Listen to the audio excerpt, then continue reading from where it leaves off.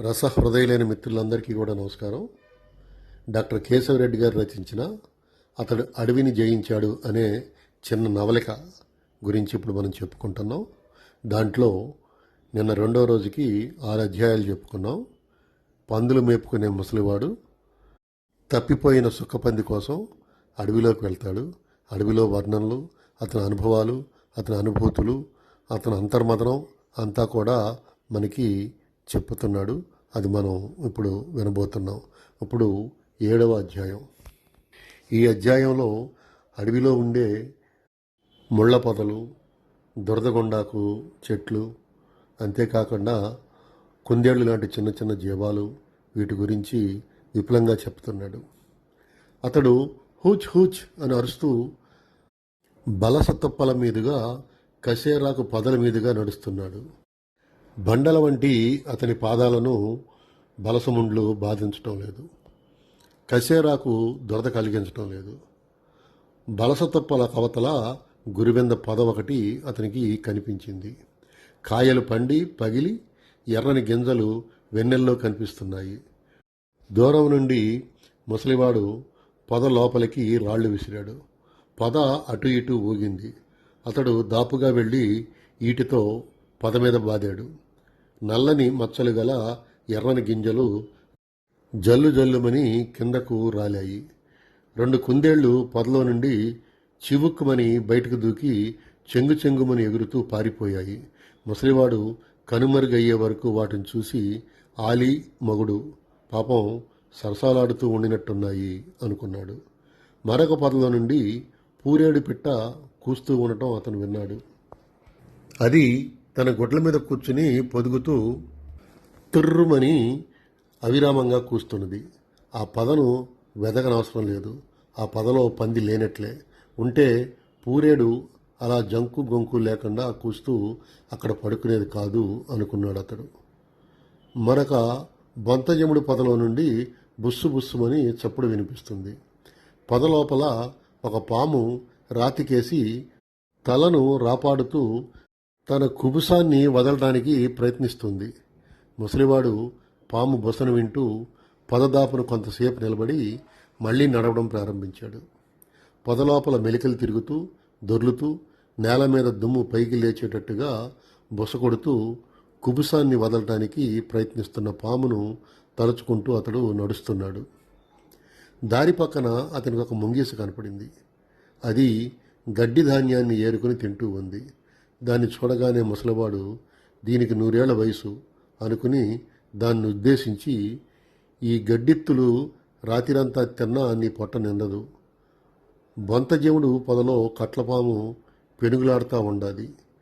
పోయి దాన్ని తుండెమెట్ల తెగేసి తినేయి అన్నాడు. ముంగిసకు అతని మాటలు అర్థం కాలేదు.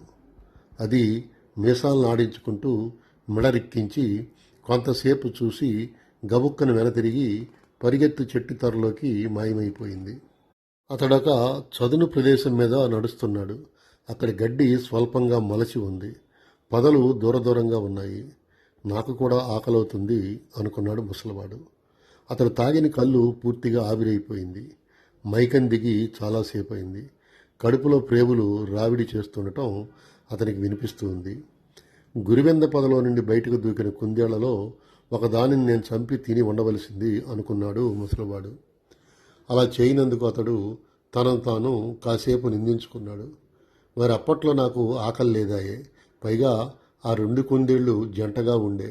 జంటను విడదీయటం మహాపాపం అని అతడు సంజాషి చెప్పుకున్నాడు. ఇప్పుడు మాత్రం మునిగిపోయిందేముంది? ఈ అడవిలో కుందేళ్లు దండిగా ఉంటాయి. నా చేతిలో ఈటి ఉంది. నా తలలో నానా కుయుక్తులు ఉన్నాయి. నేను దేనికి వగచాల్సిన పని లేదు అనుకున్నాడు అతను. అతడు నడుం వంచి వెన్నెల్లో కుందేళ్ల అడుగు జాడల కోసం వెతకసాగాడు. గడ్డి తక్కువగా మలిచి ఉన్నందువల్ల దుమ్ములో అసంఖ్యాకమైన అడుగులు కనిపిస్తున్నాయి. కొద్దిసేపటికి అతడు కుందేలు పాదాలను గుర్తించగలిగాడు. వంచిన నడుము ఎత్తకుండా అతడు ఆ అడుగుల్ని వెంబడించి నడవసాగాడు. అలా కొంత దూరం పోయాక ఆ అడుగులు వంకర టింకరగా 2 బారలు సాగి అదృశ్యమైపోయాయి. అది దాక్కుని ఉన్న పొద ఈ దాపులోనే ఉండాలి అనుకుంటూ ముసలివాడు నడిమెత్తి నిల్చున్నాడు. తన నివాసం ఉండే పొదను సమీపించినప్పుడే కుందేలు ఉద్దేశపూర్వకంగా ఇలా వంకర టింకరగా నడుస్తుంది. అలా చేయడం ద్వారా అది తనను వెంటాడే జంతువును తప్పుదారి పట్టిస్తుంది. నన్ను తప్పుదారి పట్టించడం దాని తరం కాదు, దాని అబ్బతరము కాదు అనుకున్నాడు ముసలివాడు.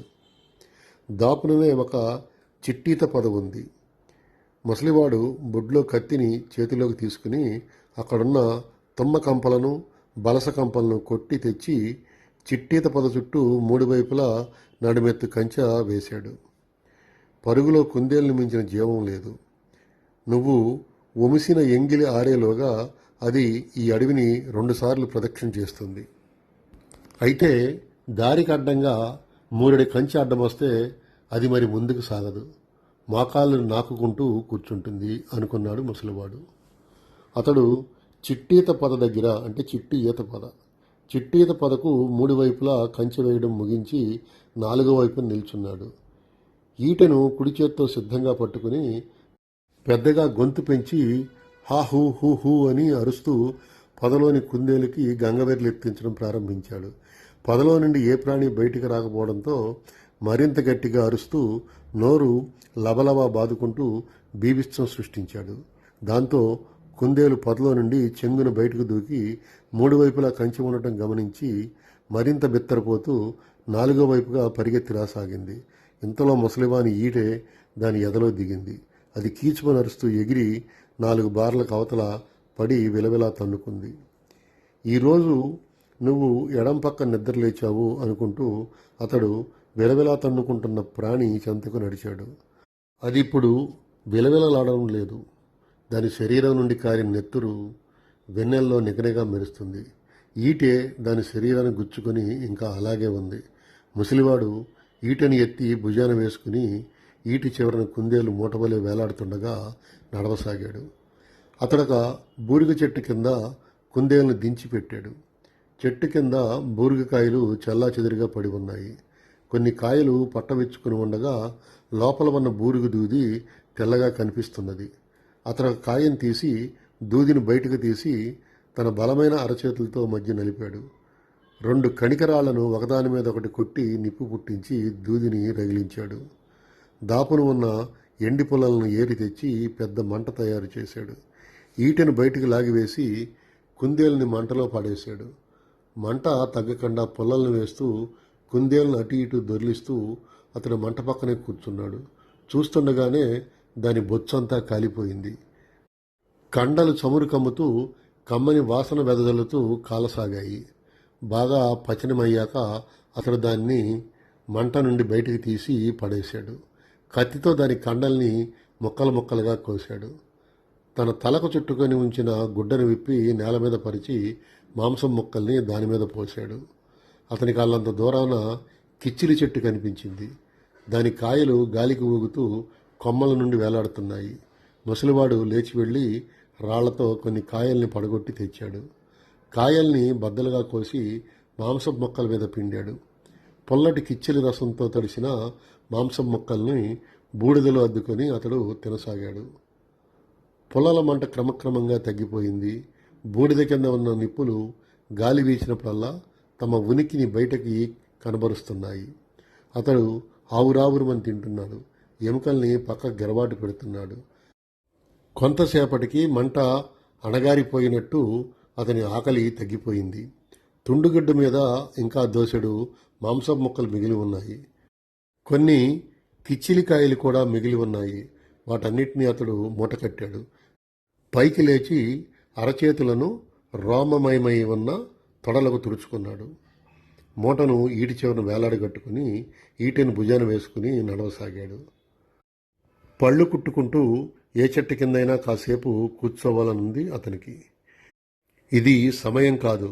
సుక్కపందిని ఎప్పుడు కండ్ల చూస్తానో అందాక నాకు విశ్రాంతి లేదు. పైగా ఇప్పుడు నేను సుష్టుగా భోంచేసి శక్తిని పుంజుకుని ఉన్నాను. కొంతసేపటికి మళ్ళీ ఆకలి ప్రారంభం కావచ్చు. రాత్రి గడిచే కొద్దీ నిద్ర ముంచుకు రావచ్చు. లేక మరేదైనా జరిగి కర్తవ్య నిర్వహణకు అంతరాయం కలగవచ్చు అనుకున్నాడు అతడు. ఇప్పుడు 8వ అధ్యాయం. అతడు త్వరగా నడుస్తున్నాడు. హూచ్ హూచ్ అని నలుదిక్కులా తిరిగి అరుస్తున్నాడు. పొదలను గుహలను గాలిస్తూ సాగుతున్నాడు. సైరంధ్రిని కీచకుని బారి నుండి తప్పించడానికి వెళ్తున్న భీమసేనుని వలె అతడు వేగిరపడుతున్నాడు. వేగిరపడి సాధించగలిగిన పని కాదిది. ఇది నెత్తి బరువు కాదు దించుకోవడానికి. ఇలాంటి క్లిష్ట పరిస్థితులన్నింటినో నెగ్గుకొచ్చాను. సుగాలోల అడవిలో, తుఫానులో, జడివానలో, అమావాస్య రాత్రిలో తప్పిపోయిన ఎనుబోతును తిరిగి పట్టుకొచ్చాను. ఈ పూట కూడా తూర్పున పటమెరిగేలోగా సుక్కపంది జాడను కనుక్కుంటాను. అందుకొకంత అదృష్టం కూడా కలిసి రావాలి. దేవుడు దయతలచాలి అనుకున్నాడు ముసలివాడు. చంద్రుడు నడి ఆకాశాన్ని నిలిచి చల్లని వెన్నెలను కురిపిస్తున్నాడు. ముసలివాడు తలెత్తి ఆకాశంలోకి చూశాడు. ఒక పిట్ట తన సన్నటి రెక్కల్ని ఆడించుకుంటూ చంద్రబింబానికి అడ్డంగా దూసుకుపోతుంది. చంద్రగోళం నుండి వెన్నెల పరువం వలె, శోకం వలె, జ్ఞానం వలె ఊపుకుతున్నది. చంద్రుడు తన దయాకరుణలతో అడవినంతటినీ ముంచెత్తుతున్నాడు. బయలు ప్రదేశంలో నిల్చుని ఉన్న ముసలివాడు స్వచ్ఛమైన వెన్నెలలో ప్రకాశిస్తున్న అడవిని కలయజూశాడు. అడవి మౌనంగా స్వామికి జోహార్లర్పిస్తూ ఉంది. ఈ అడవిలో నాకు సుక్కపంది ఎక్కడుందో స్వామికి తెలుసు. నువ్వు నీ అరచేతిలోని గీతలను చూసుకున్నంత సులువుగా స్వామి ఈ అడవిని చూడగలడు. సుక్కపందిని అతడు ప్రత్యక్షంగా చూస్తూ ఉంటాడు అనుకున్నాడు ముసలివాడు. ఒక నల్లటి మబ్బు గాలిపాటుకు మెల్లగా చెద్దిన వైపు సాగి వస్తున్నది. బాగా దగ్గరికి వచ్చాక ఆ మబ్బు రెండుగా చీలి అటక చీలిక ఇటక చీలికగా వెళ్ళిపోయింది. చంద్రుడు తన పాటుకు తాను అవిరామంగా వెన్నెలను, చల్లదనాన్ని ఉత్పత్తి చేసి భూమి మీదకి రాలుస్తున్నాడు. స్వామి తలుచుకుంటే నాకు సుక్కపంది ఉనికిని తెలియజేయగలడు. కానీ నేను మూర్ఖుడను, అపండితుడను. నా వంటి వారితో స్వామి మంతనాలు జరపడు. సూదులు గుచ్చబడిన అరచేతుల మీద తలకిందులుగా నిలబడి తమ చుట్టూ పుట్టలు పెరిగిపోయేటట్లుగా తపస్సు చేసే వాళ్లకు స్వామి దర్శనమిస్తాడు, వరాలిస్తాడు అని అనుకున్నాడు ముసలివాడు. అమృతప్రాయమైన వెన్నెలలో తడుస్తూ అతడు నిల్చున్నాడు. చంద్రుడు నడి ఆకాశం మీద ఉండటం మూలాన అతని నీడ పొట్టిగా ఇసుక మీద పడుతున్నది. ఇసుక మీద 10 రకాల జంతువుల అడుగులు కనిపిస్తున్నాయి. వాటిని చూస్తూ అతడు 4 అడుగులు వేశాడు. అతడు అకస్మాత్తుగా ఆగి జాగ్రత్తగా మోకాళ్ళ మీద కూర్చొని ఇసుక మీద గుర్తుల్ని పరిశీలించసాగాడు. ఇవి పందిగిట్టలా, జింకగిట్టలా అని అతడు ఆలోచించసాగాడు. వెలుగు తక్కువగా ఇస్తున్న లాంతరు ఒత్తిని ఎగదొయ్యటానికి ప్రయత్నిస్తున్నట్లు అతడు ఒకసారి తల ఎత్తి చంద్రుని వైపు చూశాడు. పైకి లేవకుండా మోకాళ్ళ మీదనే 2 బారల దూరం సాగి మళ్లీ పరికించసాగాడు.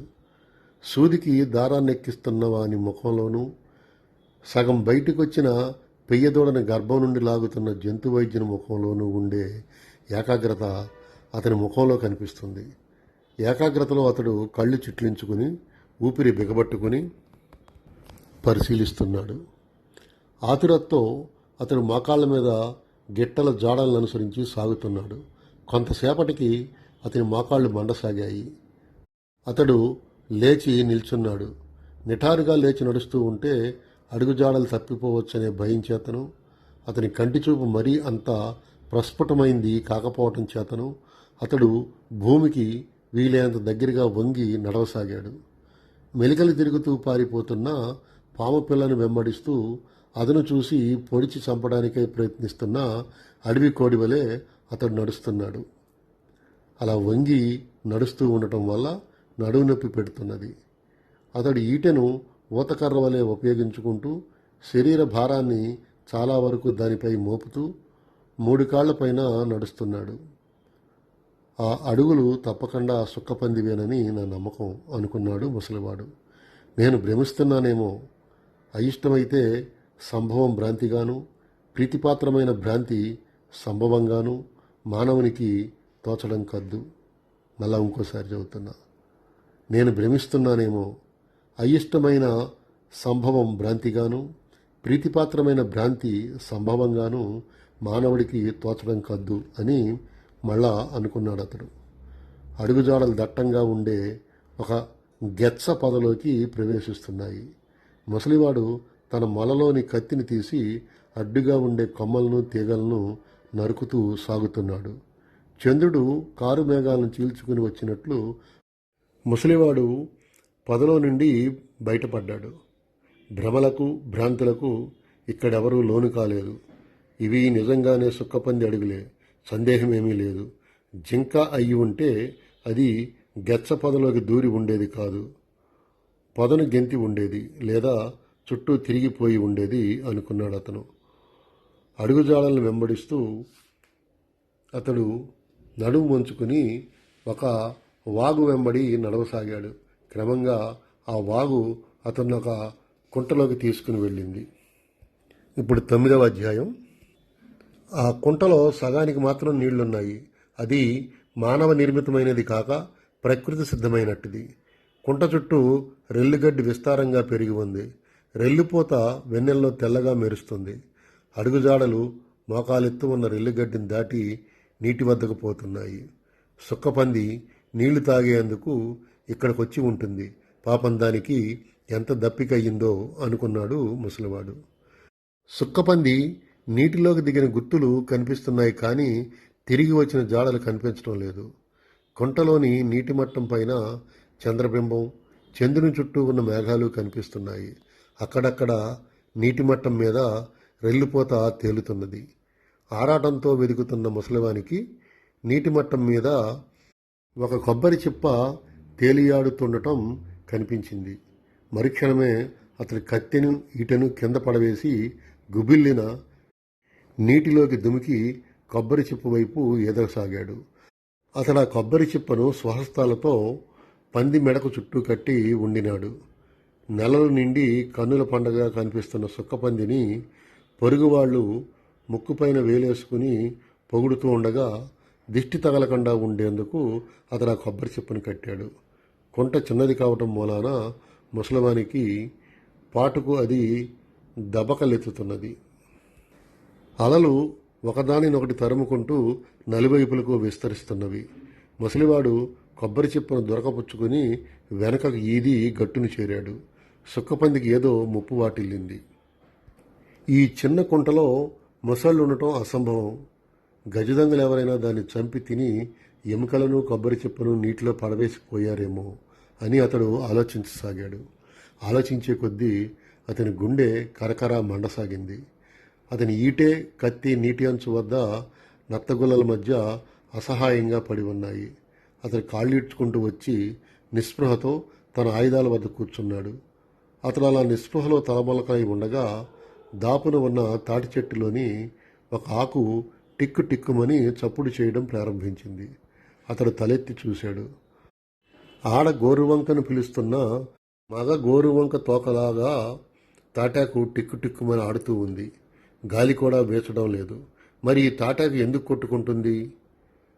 నా అర్థం లేని ఆలోచనలు పోకడలను సరిదిద్దుకోమని హెచ్చరిస్తుంది కాబోలు అనుకున్నాడు ముసలివాడు. అతను అలా తాటాకు వైపు చూస్తుండగా అతని చేతిలోని కొబ్బరి చిప్ప జారి కింద పడింది. చిప్పకు కట్టి ఉన్న దారాన్ని పరిశీలించాడు. అది నూలు దారం.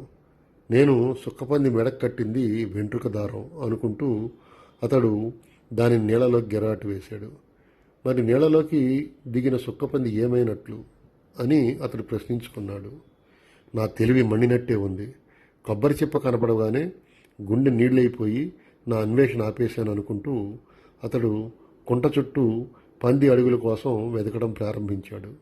నత్తగుల్లలను పరపరామని తొక్కుకుంటూ అతడు నీటి అంచు వెంబడి నడవసాగాడు.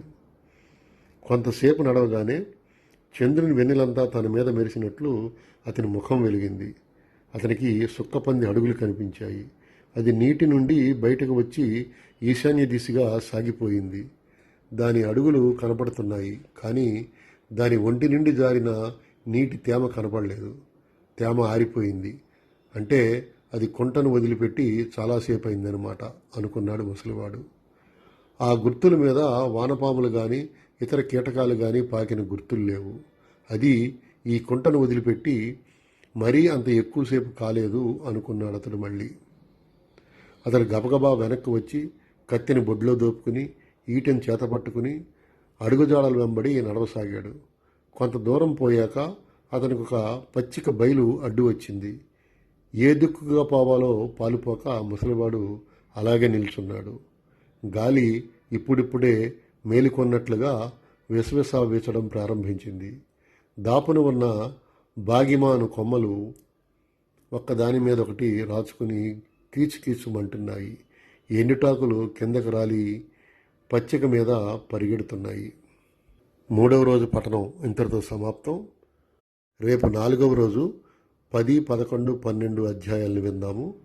అంతవరకు మిత్రులందరికీ సెలవు. శుభరాత్రి. నమస్కారములతో మీ ఆదిశేషు.